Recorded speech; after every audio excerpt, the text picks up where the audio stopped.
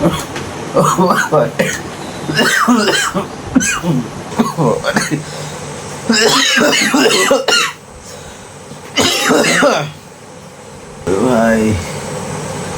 মাইরে জল দেন না। যাই হোক, ঈশ্বরের অশেষ রহমতে এখন তো ভালো আছি। তো এখান থেকে একটা জিনিস আমি ভাই শিখলাম যে আমার যে রাতের যে সিচুয়েশনটা হয়ে গিয়েছিল অতটা বাজে, তো সকালবেলা যাই হোক এখন ওষুধ খেয়ে ভগবানের কৃপায় তো ভালো আছি। মানে রাতের কষ্টটা আমি ভুলে গেছি, মানে ভগবান ভুলিয়ে দিয়েছে। তো এটা ভিত্তি করে আরেকটা জিনিস শেখা যায় যে আমাদেরকে কেউ যখন আঘাত করে বা মনে কিছু কষ্ট দিয়ে যখন কেউ কথা বলে, তারপরে তার দুটো ভালোবাসার কথাতে আমরা কিন্তু গলে যাই। তো হয়ে গেছে, welcome to my new video. এক মিনিটও ভাই কাশি বন্ধ নেই, অনেক কষ্ট করে আজকের ভিডিওটা বানাচ্ছি। কেমন আছো তোমরা? আশা করছি আছো অনেক ভালো।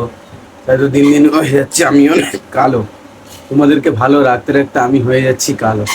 যাই হোক ছাড়ো, বাদ দাও, আমি মজা করছিলাম। ভিডিওর থাম্বনেল আর টাইটেল থেকে বুঝতেই পেরে গেছো হয়তো আমি আজ অনেক, শরীরটা আমার প্রচুর পরিমাণে খারাপ। তো কিভাবে কি হলো না হলো সমস্ত কিছু তোমাদেরকে শেয়ার করব। ভিডিওটা এটা পর্যন্ত ওয়াচ করতে থাকো একটা লাইক করে। গাইস, 4 দিন আগে যে আমি কাজে গিয়েছিলাম ওই যে বন্ধুটাকে নিয়ে, মানে যে ছেলেটাকে নিয়ে যে কাজে গিয়েছিলাম, তোমাদেরকে ভিডিওটা আপলোড করেছিলাম, হয়তো দেখেছো ছেলেটার ভিডিওটা, মানে বন্ধুত্ব কাকে বলে। তো ওকে নিয়ে কাজে গিয়েছিলাম সেই রাত থেকে, মানে তার একদিন আগে থেকে মানে বাড়িতেই জ্বর হয়েছিল। আমি ভেবেছিলাম হয়তো কোনো কিছু কারণে হয়তো একটু গা হাত পা যন্ত্রণা হয়েছে, সেই কারণে আমি ভাই বুঝতে পেরেছিলাম না। তো কাজে গিয়েছিলাম, সারাদিন কাজ কাম করলাম খাটনিতে, ঠিক আছে। রাতে প্রচুর পরিমাণে জ্বর উঠেছিল, তারপর এমনকি গা হাতের প্রচুর পরিমাণে যন্ত্রণা হচ্ছিল। তো ওর কাছ থেকে প্যারাসিটামল নিয়েছিলাম, নিয়ে কিন্তু ভাই খেয়েছিলাম, তারপরে তো কমে গিয়েছিল। সকাল থেকে ভাই পুরো গা হাত বা পুরো ব্যথা। তো কী বলবো, কাজ করার তো কোনো মুড ছিল না। তারপরেও দুদিনের কাজ ছিল, বসে কেন থাকবো। তো দুদিনে কাজ করে টেস্টিং করে বাড়ি আসার জন্য তো কাজ করেছিলাম, হয়তো একদিন থেকেছিলাম। তো সেই রাতে তো আমি বুঝতে পেরেছিলাম না, ঠিক আছে। তারপরে বাড়ি আসলাম, এইরকম বাড়িতে এসে আবার জ্বর উঠেছে। রাতের বেলা এত কাঁপনি দিয়ে ভাই জ্বর উঠেছে ভাই বলে বোঝাতে পারবো না।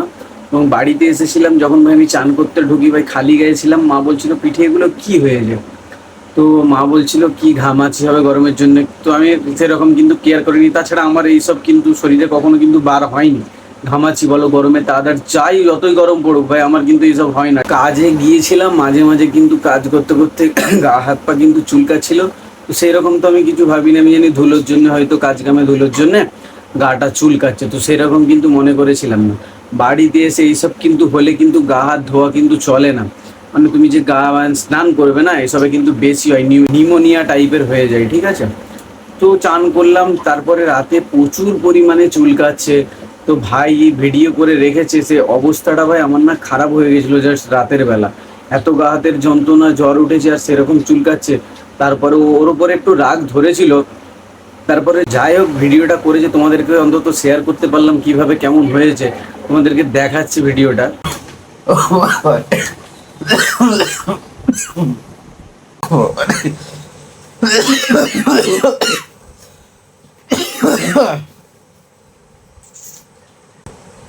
ভাই মাইরে জল দেন না।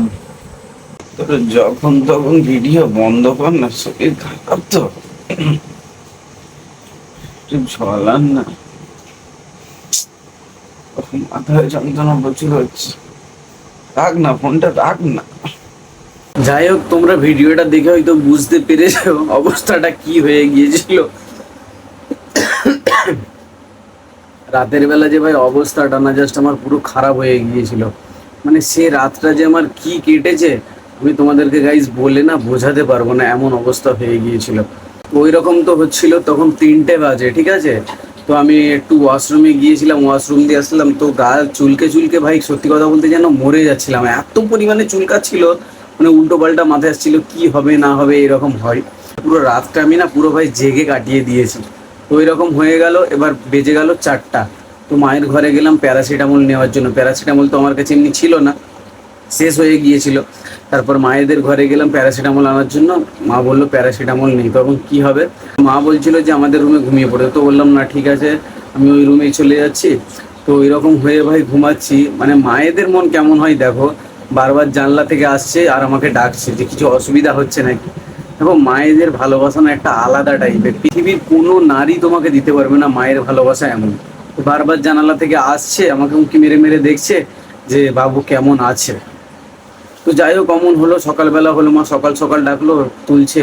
আবার খাওয়া দাওয়া খেলাম, ছোলা একটু খেলাম, জল খেলাম, খেয়ে মা বলছে ডক্টরের কাছে যায়। এমনি তো বৃষ্টি তো হচ্ছিল, বেরোতে পারছিলাম না। তো গাড়িটা নিলাম, বৃষ্টিটা একটু থামতে পাই, ডাক্তারের কাছে গেলাম। তো গিয়ে সব সমস্যা কিন্তু বললাম, বলতে কিন্তু ওষুধ দিল, প্যারাসিটামল 650 পাওয়ারেরও দিয়েছে। দেওয়ার পর কিন্তু বাড়িতে আসলাম তো বেলা হয়ে গিয়েছে 10টা। তো মাকে বলছিলাম যে আমি চান করব। তো মা তো প্রচণ্ড পরিমাণে রেগে গিয়েছিল। এইসব হলে বললাম না চান করা চলে না, আরও বেশি বেড়ে যায়, ঠিক আছে। তো আমি তাও ওয়াশরুমে গিয়েছিলাম, গিয়ে কিন্তু একটু হাত মুখে জল দিয়েছি, তাও মা কিন্তু রাগ করছিল। কাকি শুধু মাকে তাতাচ্ছে, বলছে না চান করছে চান করছে। তো আমারও রাগ ধরে গিয়েছিল, বলছিলাম না চান করিনি, গায়ে তো তাহলে জল লেগে থাকবে। তো যাই হোক চান তো করতে দিল না, আমার না চান করলে গাটা কেমন যেন ছ্যামছ্যাম করে। তো যাই হোক চান তো করা হলো না, কিছু করার নেই, শরীর খারাপ। যাই হোক ঈশ্বরের অশেষ রহমতে এখন তো ভালো আছি। তো এখান থেকে একটা জিনিস আমি ভাই শিখলাম, যে আমার যে রাতের যে সিচুয়েশনটা হয়ে গিয়েছিল অতটা বাজে, তো সকালবেলা যাই হোক এখন ওষুধ খেয়ে ভগবানের কৃপায় তো ভালো আছি। মানে রাতের কষ্টটা আমি ভুলে গেছি, মানে ভগবান ভুলিয়ে দিয়েছে। তো এটা ভিত্তি করে আরেকটা জিনিস শেখা যায়, যে আমাদেরকে কেউ যখন আঘাত করে বা মনে কিছু কষ্ট দিয়ে যখন কেউ কথা বলে, তারপরে তার দুটো ভালোবাসার কথাতে আমরা কিন্তু গলে যাই। তো এমন তোমাদের সাথে হয়ে যদি থাকে, তোমরা কিন্তু কমেন্টে অবশ্যই জানিও। আর ভিডিও যদি ভাইয়ের ভালো লাগে অবশ্যই লাইক করে চ্যানেলটাকে সাবস্ক্রাইব করে বেল নোটিফিকেশান অল করে দিও। দেখা হচ্ছে নেক্সট ভিডিওতে, ততক্ষণের জন্য বাই বাই। সবাই সুস্থ থাকবে, ভালো থাকবে।